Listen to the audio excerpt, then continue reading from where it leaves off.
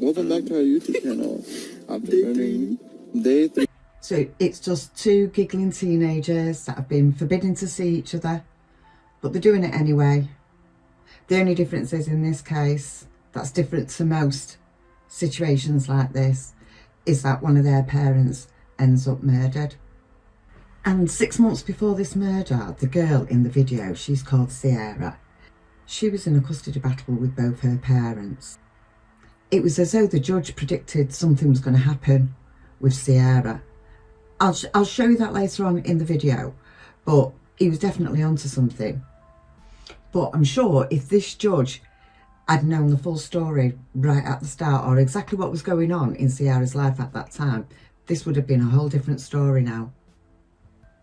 Hi guys, my name's Dawn, and if this is your first time here, welcome to Lounge Bar Crime.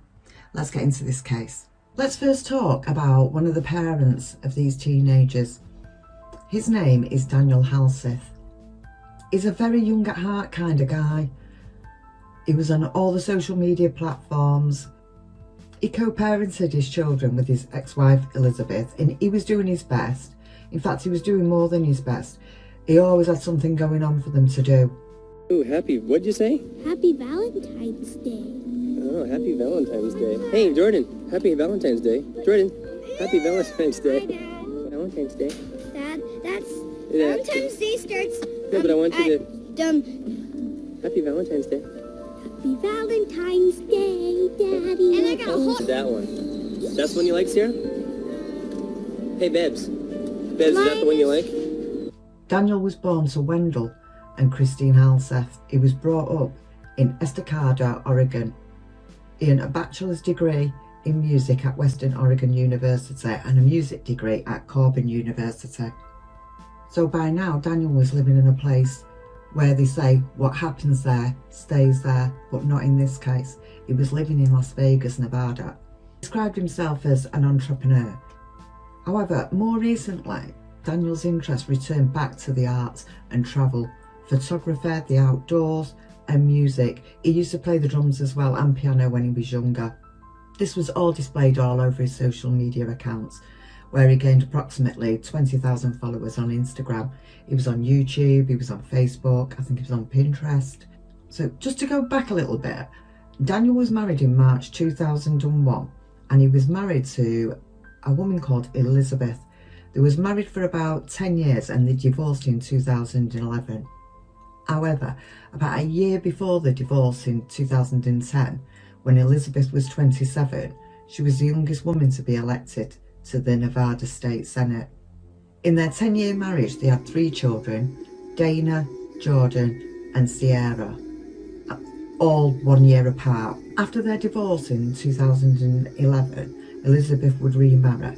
Daniel also remarried, only for like 7 years, and that ended up in divorce in 2019. Daniel was massive on travelling as well. He would go all over. He'd take his camera with him as well, video everything.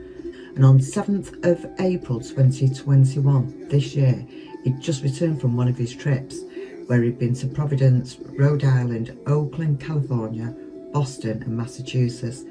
On the 8th of April, Daniel's mother was trying to contact him. They was very close. They spoke every day on the phone and she just wanted to have a chat with him about his trip. And she knew he was back. She could see it all over his social media. Yeah, she could see photographs of him coming in on the plane of Las Vegas. So she knew that he was home. So she called Daniel, as she normally would, when he'd been on a trip, just to have a chat with him. And she didn't get any reply. So she just expected that he would just call her back. But this time, he didn't call her back. And later into the day, and he still hadn't called her back. Again, this was really unusual because they would talk every day, sometimes twice a day. And for him not to call her back, it was just a bit odd. So at this stage, she called Sierra because Sierra was living with her dad and said, like, can I speak to your dad? You know, I called him earlier. There's been no reply. And Sierra said, yeah, his phone's broken, but I'll pass the message on and I'll get him to call you back. So this continued with Christine, Daniel's mum, calling his phone and calling Sierra. The next time that she spoke to Sierra, Sierra said that she'd passed the message on. He was in the shower. Things weren't clicking right with Christine because it's like mother's intuition, isn't it? She just thought it was really strange because Daniel would have just used Sierra's phone and phoned his mum back. But the fact that he hadn't made any attempt to contact her back at all, she was just thinking this is really odd. She then started to text Sierra. So on the text messages, Sierra does respond to Christine's text, which is her gran. She does respond to a text message, but she just feels as though they're not proper responses on, yeah, I'm going to get him to speak to you, or here are, I'll put him on to you now. This carries on all evening. Eventually we get into the next day, which is Friday the 8th of April. Once Christine had got into the next day, she definitely felt something was not right. Again, a mother's intuition. So she puts in a 911 call to the police to do a welfare check on the property. How may I help you? Yeah, hi, I need a welfare check. I don't know if that's... On who are we doing a welfare check? For my son. He's been missing for 2 days. His work's called, his family's called, I've called, his ex-wife's called, and there's nobody answering the phone, and nobody is, there's nothing. Nobody can get a hold of him, and then his work called, and they can't get a hold of him, and it's really, he just doesn't act like this. Okay. Does he live alone? He lives with his 16-year-old daughter, who is not answering the phone.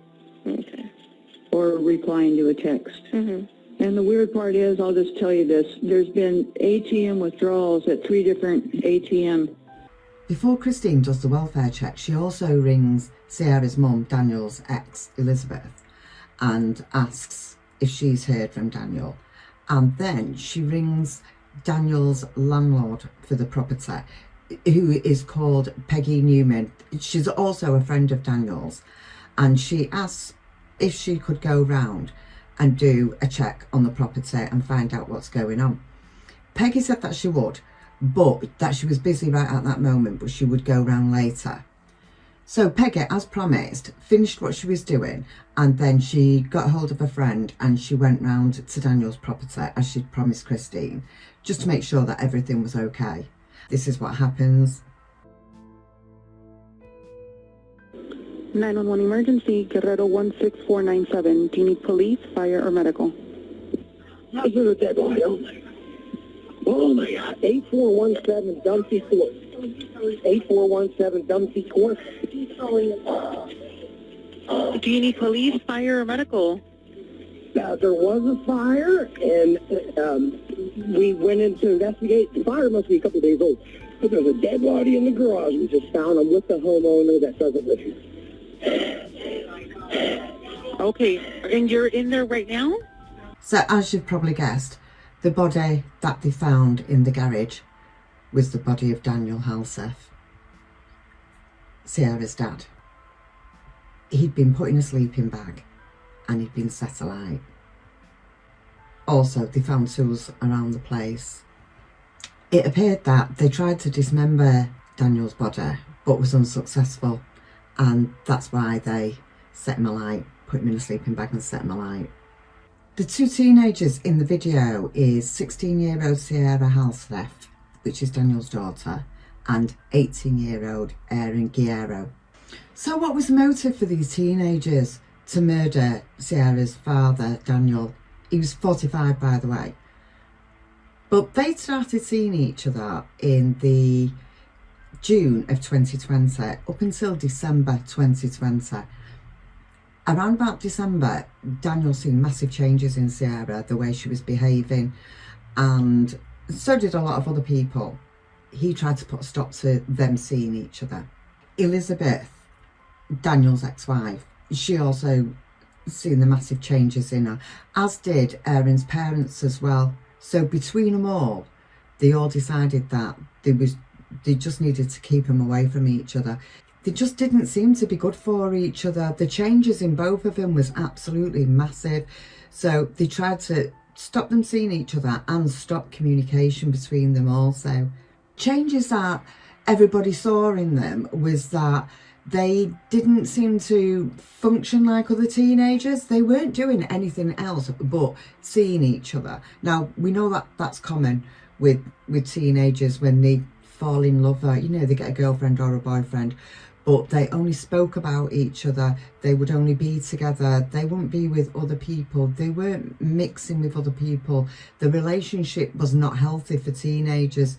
It's not like they was going out in groups or anything like that. There wasn't. It was just them two against the world, if you like. So Aaron wasn't going to have this at all. So he told his parents, I mean, don't forget Sierra was only 16, he was 18. So he went and told his parents that if everybody continues to try and keep them apart, they were both going to run away together. And obviously his parents tried to speak with him and stop him from thinking like this, being ridiculous, that Sierra was only 16.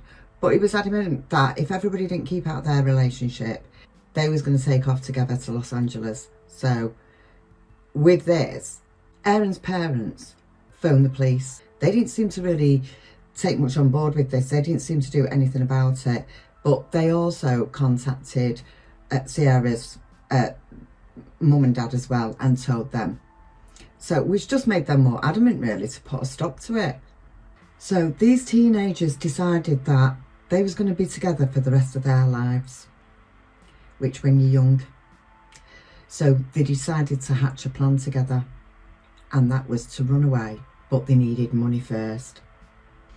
During this period as well, it's as though Daniel was trying to do everything that he could to retrieve this relationship with his daughter, because she'd gone really distant on him, and he was putting more and more videos on from when she was younger, when it was happy family times. He was just putting loads of videos all over his social media.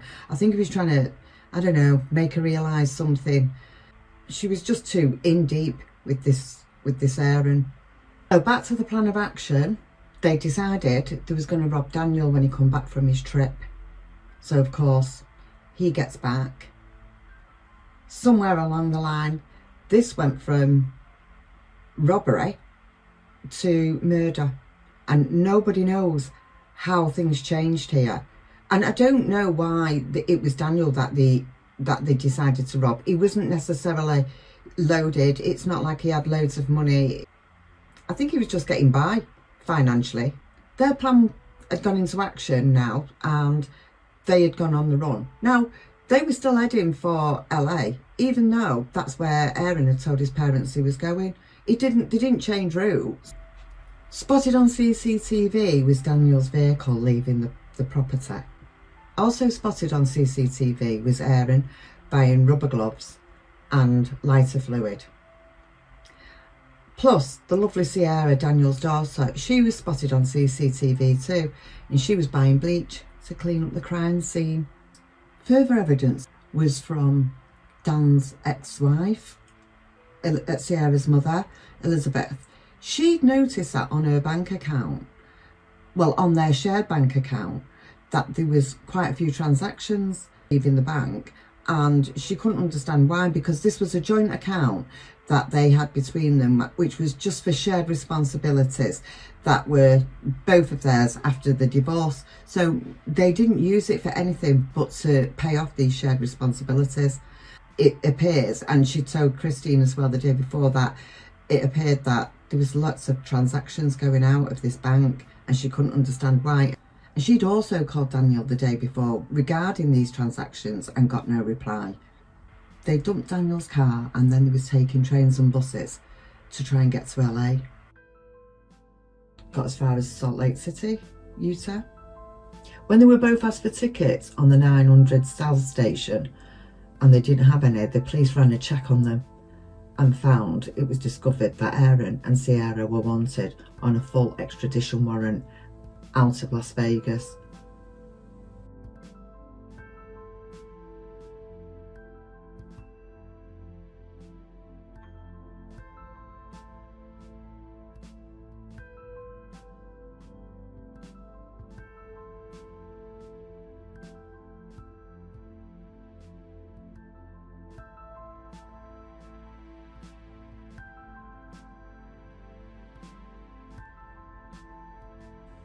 After being taken into custody, the police went through the phones, and of course, this came to light. I don't know what to say. Welcome back to our YouTube channel. Day 3 after murdering somebody. Wow! Don't put that on the camera. It was worth it. And we had sex a lot today.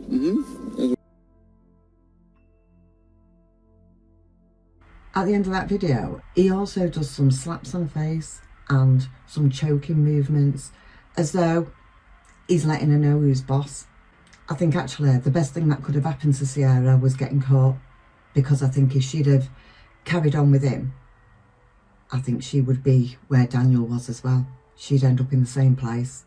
Sierra shows no remorse in that video at all. It was definitely premeditated. She does imply that she was part of this plan to murder Daniel, that she had some part in his murder. Yeah, it's definitely premeditated. And there was also charges of robbery, fraud, arson. Regards these charges, they are looking for the death penalty for Aaron, because he's 18. As Sierra's classed as a minor, the most that they can give her is a life sentence. His father pleaded not guilty in court today. Authorities say 16-year-old Sierra Halseth and 18-year-old Aaron Guerrero killed Daniel Halseth back in April and then tried to destroy his body. In a cell phone video, Guerrero openly talks about murdering somebody. They were captured in Salt Lake City after buying a train ticket. The two are now being held without bail. Now, with regards to this case, because of lockdown and everything, it has put this case back. So that court case is going to be in December, so I will do an update on that. Just want to show you some other footage as well with regards to the custody of Sierra. And this is where you'll hear that this judge, he can't quite put his finger on it, what's going on with Sierra, but he doesn't know that there's this Aaron in Sierra's life. With the Family Mediation Center, with her interview with Child Protective Services, it indicates to me that something else is going on with Sierra. I don't know yet what that is, whether that's parental alienation, whether that's human trafficking, whether that's manipulation, and I don't know who at this point is to blame for that, but I'm less concerned about placing blame than I am with regard to this child and a child's relationship with a parent. Yeah, I think if you'd have known the full story of who was in Sierra's life, I think there would have been a different outcome here, to be honest. I think that judge would have done something. I'm not sure what, but he just seems to have he just seems to be on the ball. I'm not even sure whether Daniel and Elizabeth made it clear what was going on in Sierra's life with regards to his boyfriend either. I think they would have been doing themselves a favour if they had done. On Daniel's obituary as well, it says that he left 2 loving children. There was no mention of Sierra. Yeah, so I will do an update on this case to find out what the results of the court case was, what the sentencing was, and yeah, keep you posted on that one. So I'd be interested to know what sort of sentencing you think they should both get. Leave your comments. So if this has been your kind of case and it's been of interest to you, then subscribe, press the notification bell, and I hope to see you again soon. Okay, bye bye.